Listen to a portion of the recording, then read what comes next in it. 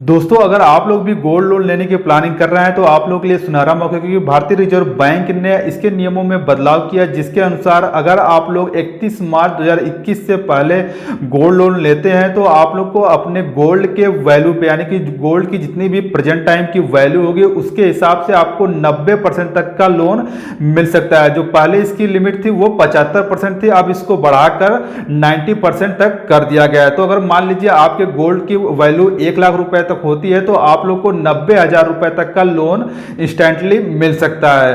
तो आज की वीडियो हम आप लोग को गोल्ड लोन के बारे में पूरा विस्तार से बताने वाले हैं, जैसे कि इसका पूरा प्रोसेस क्या है, टर्म्स एंड कंडीशन क्या है, एलिजिबिलिटी क्या है, और अगर आप लोग गोल्ड लोन नहीं चुका पाते हैं तो क्या इसके लिए टर्म्स एंड कंडीशन रखे गए हैं, साथ ही चुकाने का क्या हिसाब किताब है, सब कुछ आप लोग को डिटेल में जानकारी दी जाएगी। तो आप लोग वीडियो पूरा शुरू से लेकर लास्ट तक जरूर देखेगा।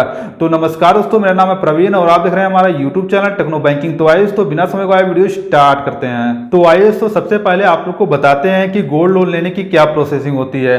तो जब भी आप लोग अपना गोल्ड लेकर बैंक या फिर किसी भी एनबीएफसी में जाते हो तो बैंक आपकी गोल्ड की दो चीजें चेक करता है। सबसे पहली चीज चेक करता है कि आपके गोल्ड की प्रेजेंट टाइम की क्या वैल्यू है, यानी कि गोल्ड की करंट वैल्यू कितनी है। साथ ही दूसरी चीज चेक करता है कि गोल्ड कितने कैरेट का है। तो प्रेजेंट टाइम की वैल्यू चेक करने के लिए और कैरेट चेक करने के लिए बैंक के पास वैल्यूअर होते हैं, वो अपने हिसाब से चेक करते हैं। मान लीजिए कभी कभी ये होता ये भी है कि अगर मान लीजिए आपका गोल्ड 22 कैरेट का है और बैंक अपने हिसाब से चेक करने के बाद उसका जो भाव लगाता है वो 20 कैरेट का लगाता है, तो 20 कैरेट के हिसाब से आपको गोल्ड पे लोन मिलेगा। दोस्तों, मैं आप लोग की जानकारी के लिए बता दूं कि सबसे शुद्ध सोना जो माना जाता है वो 24 कैरेट का माना जाता है, लेकिन जो सोने के गहने बनते हैं वो 24 कैरेट के नहीं होते, उसमें कुछ मेटल वगैरह भी मिलाए जाते हैं। तो इसीलिए जो गहने यानी कि ऑर्नामेंट्स वगैरह बनते हैं उसकी जो शुद्धता होती है वो लगभग 18 कैरेट से लेकर 22 कैरेट तक ही होती है। दोस्तों, इस साथ मैं एक चीज और आप लोग को क्लियर कर दूं कि गोल्ड के जो बिस्किट आप लोग खरीदते हैं, अगर आप लोग बिस्किट लिए हुए हैं तो फिर उस पर ना ही बैंक आपको लोन देती है ना ही एनबीएफसी।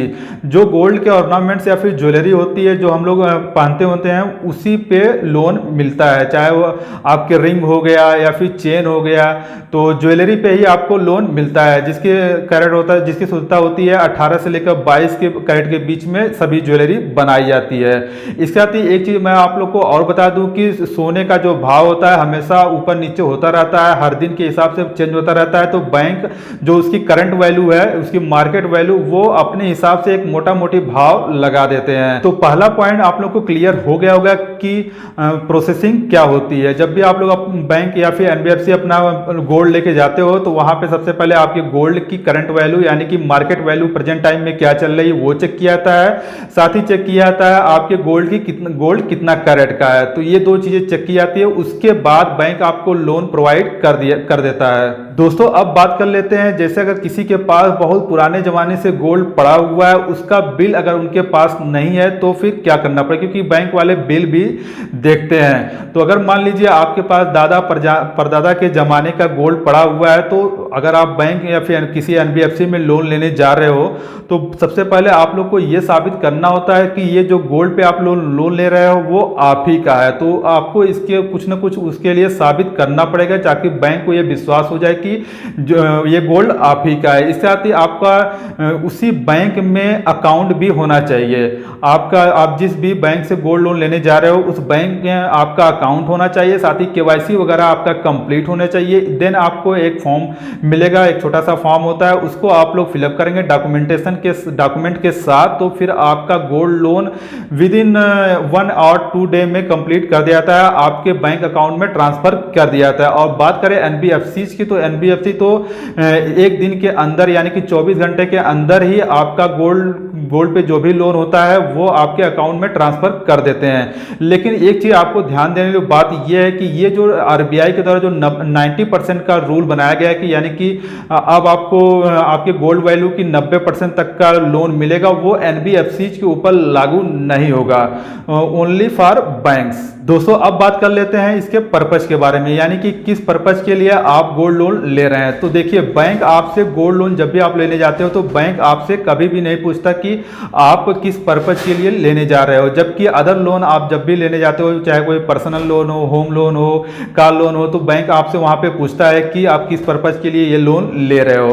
तो इसमें आप लोग जितने भी पर्सनल लोन के पर्पज होते हैं उन सभी के लिए ले सकते हो, जैसे कि एजुकेशन के लिए हुआ, हायर एजुकेशन के लिए हुआ, या फिर मैरिज के लिए हुआ, टूर के लिए हुआ, अपने बिजनेस के लिए हुआ।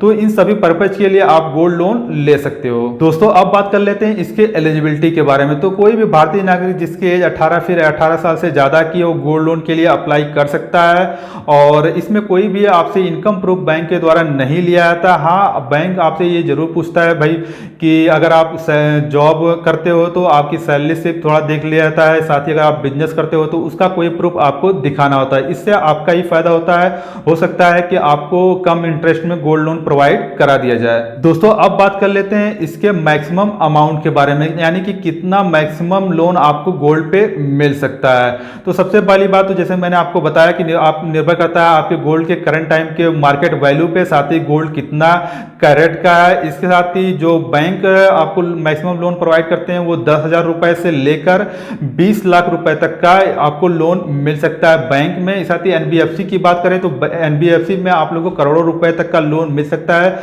लेकिन मैं हमेशा आपको प्रेफर करूंगा कि आप पहले एक बार बैंक जाइए, क्योंकि बैंक में जो इंटरेस्ट होता है वो आपको बहुत ही कम देना पड़ता है अगर तुलना की जाए एनबीएफसी के। तो एनबीएफसी के मुकाबले बैंक में आपको इंटरेस्ट रेट काफी कम मिल जाता है। इसके साथ ही आपको 90% तक का जो लोन प्रोवाइड हो रहा है वो बैंक में ही आपको मिलेगा। एनबीएफसी में अभी भी 75% तक का ही आपको लोन मिलेगा। दोस्तों अब बात कर लेते हैं इसके इंटरेस्ट रेट के बारे में। तो देखिए बैंक में जैसे मैंने आपको अभी बताया कि बैंक में इंटरेस्ट रेट कम होता है। अगर बात करें एसबीआई की तो एसबीआई में 7 से 7.5% तक का सालाना इंटरेस्ट आपको देना पड़ता है। साथ ही पीएनबी की बात करें तो इसमें आप लोग को 8% से लेकर 9.25% तक का इंटरेस्ट सालाना देना पड़ता है। और अगर एनबीएफसी की बात करें तो इसमें आप लोग को 13% से लेकर 18% तक का सालाना इंटरेस्ट पे करना पड़ेगा। और अगर सभी बैंकों की बात करें तो इसमें आप लोग को करीब 7% से लेकर 15% तक का ही आपको इंटरेस्ट पे करना पड़ेगा। एक जब भी आप लोग गोल्ड लोन लेने जाएं तो उसके टर्म्स एंड कंडीशन क्या है, साथ ही इंटरेस्ट प्रेजेंट टाइम में इंटरेस्ट कितना चल रहा है, सब कुछ आप लोग एक बार पूरा जानने के बाद ही गोल्ड लोन के लिए अप्लाई करें। दोस्तों अब बात कर लेते हैं इसके टाइम पीरियड के बारे में, यानी कि कितने समय के लिए हम गोल्ड लोन ले सकते हैं। तो देखिए अमूमन जो लगभग सभी बैंक या फिर एनबीएफसी देती हैं वो लगभग 1 साल के लिए ही देती हैं, बल्कि एनबीएफसी की बात करें तो 3 महीने, 6 महीने, 9 महीने के हिसाब से आपको गोल्ड लोन प्रोवाइड किया जाता है। लेकिन जो इसका मैक्सिमम टेन्योर है वो 3 साल के लिए, यानी कि 36 महीने के लिए है। इसमें आप लोग 1-1 साल के लिए ले सकते हैं। बाद में आप लोग 1 साल खत्म होने के बाद अगर आप इसे रिन्यू कराना चाहते हैं तो रिन्यूअल भी करा सकते हैं। दोस्तों अब बात कर लेते हैं लोन चुकाने का क्या सीन स्टार्ट होता है। तो देखिए लोन चुकाने के लिए आप एक बार में ही अपना पूरा लोन चुका सकते हैं, या फिर ईएमआई के थ्रू भी आप लोन पूरा अपना चुका सकते हैं। और अब बात कर लेते हैं कि अगर आप मान लीजिए जो भी अकाउंट होल्डर, यानी कि जो भी लोन अकाउंट होल्डर है उसकी अगर अचानक डेथ हो जाती है तो फिर क्या होगा। तो अगर जो भी जिस पर्सन ने लोन लिया है उसकी अकस्मात मृत्यु हो जाती है तो उसके नॉमिनी को उसका लोन चुकाना पड़ेगा, या फिर जो भी लीगल हायर होगा उसको लोन चुकाना पड़ेगा। क्योंकि जब भी आप लोग लोन के लिए अप्लाई करते हो तो उसमें एक नॉमिनी का कॉलम होता है फॉर्म में, या फिर अगर आप ऑनलाइन अप्लाई कर रहे हो तो भी वहां पे आप लोग को नॉमिनी का कॉलम मिल जाएगा। वहां पे आप लोग को नॉमिनी फिलअप करना होता है। तो वही नॉमिनी को बाद में अगर लोन अकाउंट होल्डर की मृत्यु होती है तो नॉमिनी या फिर उसके लीगल हायर को लोन चुकाना पड़ता है। सो फ्रेंड्स मैंने आप लोग को गोल्ड लोन के बारे में पूरा डिटेल में जानकारी दे दी है। फिर भी अगर आप लोग के मन में कोई भी सवाल या फिर सुझाव हो तो आप लोग निसंकोच हमारे कमेंट बॉक्स में कमेंट कर सकते हैं। मैं आप लोग को एक बार फिर से रिपीट कर दूं कि आप लोग हमेशा बैंक प्रेफर करिए, क्योंकि 90% तक का गोल्ड लोन आपको बैंक में ही दिया जा रहा है। और इसके साथ और भी कई सारी फैसिलिटी जैसे कि इंटरेस्ट रेट काफी कम होता है। उसके बाद अगर कहीं अगर डॉक्यूमेंटेशन वगैरह में अगर अटक जाते हैं तो ही आप एनबीएफसी प्रेफर करें। सो फ्रेंड्स उम्मीद करते हैं कि आप लोग को हमारे द्वारा दी गई जानकारी जरूर पसंद आएगी। अगर आप लोग को वीडियो पसंद आए तो वीडियो को आप लोग लाइक और अपने सभी फ्रेंड्स के साथ शेयर जरूर कर दीजिए। इस साथ अगर आप लोग चैनल पे नए हो तो चैनल को सब्सक्राइब साथ ही बेल आइकन जरूर प्रेस करिए ताकि हमारे आने वाले नेक्स्ट वीडियो की नोटिफिकेशन आप लोग को मिलती रहे। सो फ्रेंड्स मिलते हैं नेक्स्ट वीडियो में, तब तक के लिए घर पे रहिए, सुरक्षित रहिए। जय हिंद, वंदे मातरम।